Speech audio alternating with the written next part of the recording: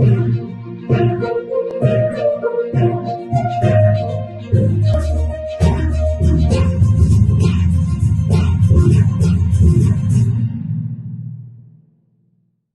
ہو یا بڑی،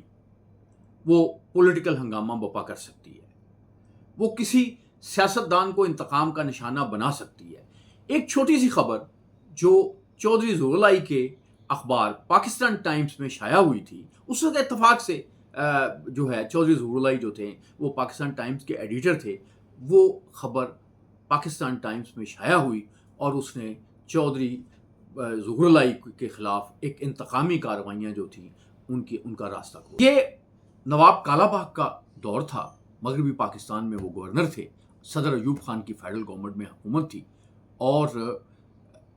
نواب کالا باغ جو تھے، کہا یہ جاتا ہے کہ واقعی پتہ جو ہے ان کی مرضی کے بغیر نہیں ہلتا تھا۔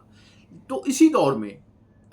جیسے قدرت اللہ شہاب نے لکھا ہے شہاب نامے میں کہ چودھری ظہور جو تھے ایک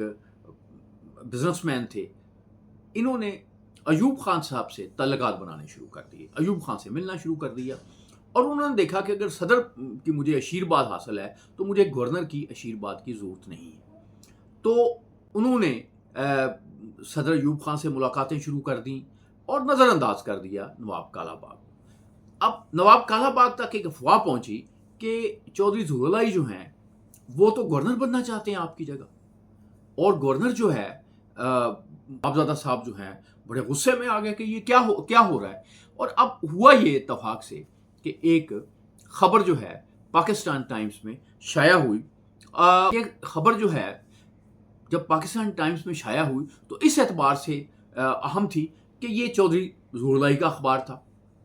اور یہ کسٹن صاحب شائع ہوئی یا سیون شائع ہوئی جیسے قدرت اللہ شہاب لکھتے ہیں، لیکن اس نے ایک ہنگامہ بپا کر دیا۔ نواب صاحب کا جو پارا تھا یہ خبر پڑھ کے آسمان پہ چلا گیا۔ خبر یہ تھی کہ نواب صاحب کی جو طبیعت ہے وہ خراب ہے اور وہ چھٹی لے کے جانے والے ہیں۔ تو اب نواب صاحب نے دیکھا، سوچا کہ اس خبر سے وہ یہ تاثر پیدا کرنا چاہتے ہیں کہ اب نواب صاحب جو ہیں گورنری کے قابل نہیں رہے۔ انہوں نے اسے سمجھا کہ یہ چودھری ظہور کی سازش ہے یا شرارت ہے، اور اس پہ انہوں نے جو ہے فیصلہ کیا۔ پہلے تو چودھری ظہور کے خلاف ایک مواصلاتی ایکٹ جو ہے اس کے تحت ایک کارروائی کی گئی، پھر ان کے خلاف ایک لمبی کارروائیاں کی گئیں، اور جیسے اس کتاب میں بتایا گیا ہے کہ ایوب خان نے بڑا وکالت بھی کی، ایوب خان نے اسے کہا بھی، لیکن کالا باغ جو تھے وہ رحم کرنے کے لیے تیار نہیں تھے۔ انہوں نے ان پولیس افسروں سے بھی کہا کہ بس چودھری صاحب کے ساتھ جو برا سے برا سلوک ہوتا ہے وہ کر لینا چاہیے۔ تو اچھا، یہ خبر جس کا تذکرہ میں کر رہا ہوں، جس نے اتنا ہنگامہ بپا کر دیا، جو صحت کے متعلق تھی نواب کالا باغ کے، اور نواب کالا باغ کے صحت کے متعلق خبر کا مطلب یہ تھا کہ اب ان کا اقتدار جو ہے اس پہ گرفت کم ہو گئی ہے، ان کے صحت کے مسائل کی وجہ سے انہیں شاید اقتدار سے رخصت ہونا پڑے۔ یہ ایک تاثر گیا۔ ہمارے محترم مجیب الرحمان شامی صاحب کے پاس تاریخ ہے، گزشتہ دنوں اچانک بات ہو رہی تھی تو انہوں نے کہا کہ یہ خبر در حقیقت منہاج پڑھنا کا ایک سکوپ تھا۔ منہاج پڑھنا جو تھے وہ اسٹیٹ بینک گئے، تو اسٹیٹ بینک میں انہوں نے خبر سنی کہ نواب کالا باغ کے نام پہ کچھ فارن ایکسچینج جو ہے وہ ہو رہا ہے، منظور ہو رہا ہے، اور یہ فارن ایکسچینج جو ہے وہ استعمال ہوگا سوئٹزرلینڈ میں، اور ظاہر سوئٹزرلینڈ میں اس وقت پولیٹیشین علاج کے لیے بھی جاتے تھے۔ تو منہاج پڑھنا صاحب نے سوچا کہ نواب کالا باغ جو ہیں علاج کرنے کے لیے جو ہیں وہ جا رہے ہیں سوئٹزرلینڈ، تو یہ خبر انہوں نے جا کے اپنے امیجنیشن سے یہ خبر بنا دی، اور اس میں کچھ چیزیں فل اینڈ بلیکس کر دی۔ یہ عام طور پہ اخباروں میں ہوتا ہے کہ وہ ایک چیز کو دیکھتے ہیں اور اس میں چیزیں ڈالتے ہیں۔ شامی صاحب نے بتایا تھا کہ لارڈ ویول جو تھے انہوں نے آنا تھا یہاں پہ، تو ٹائمز آف لنڈن کا نمائندہ جو تھا ایک مجلس میں تھا، تو انہوں نے یہ دیکھا کہ جو لارڈ ویولز ہیں انہوں نے کئی لوگوں سے پوچھا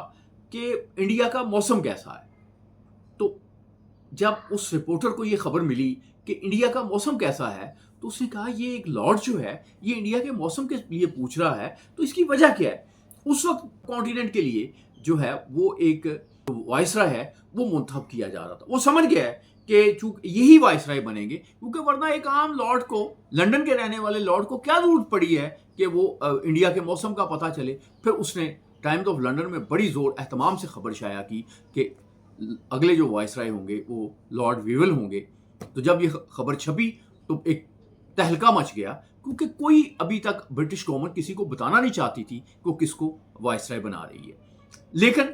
اس سے کہتے ہیں نوز فار نیوز. تو یہ منہاج پرنا صاحب نے بھی نوز فار نیوز استعمال کی اور یہ خبر دے دی کہ نواب صاحب جو ہیں وہ جا رہے ہیں باہر، نواب صاحب بیمار ہیں، نواب صاحب ظاہرہ پھر چھٹی بھی لیں گے، آرام بھی کریں گے، کچھ قیاسرائیاں بھی کر دی. لیکن اس خبر نے ایک، جیسے میں نے کہا کہ چودھری کا ظہور اللہ کے خلاف تو انتقام کا ایک دروازہ کھول دیا، جہنم کھول دیا. کسی نے نہیں پوچھا کہ اصل میں مسئلہ کیا ہے، خبر کو نہیں انویسٹیگیٹ کیا گیا، خبر کی کوئی وضاحت بھی طلب نہیں کی گئی، سمپلی ایک انتقام جو ہے وہ شروع ہو گیا اور چودھری صاحب نے اس کو بہت بھگتا. مجیب الرحمان شامی صاحب فرماتے ہیں، ظاہر ان کے پاس راز ہیں، وہ تصویر کے دونوں رخوں کو جانتے ہیں. ان کا کہنا یہ ہے کہ یہ جو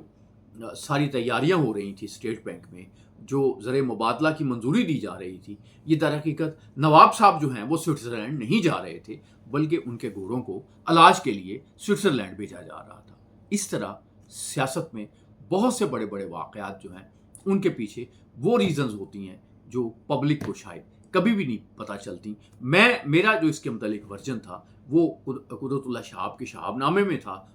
جس میں انہوں نے تفصیل سے یہ واقعہ بیان کیا. جناب مجیب الرحمان شامی نے مجھے ایک بالکل نئی بات اور حقیقی بات جو ہے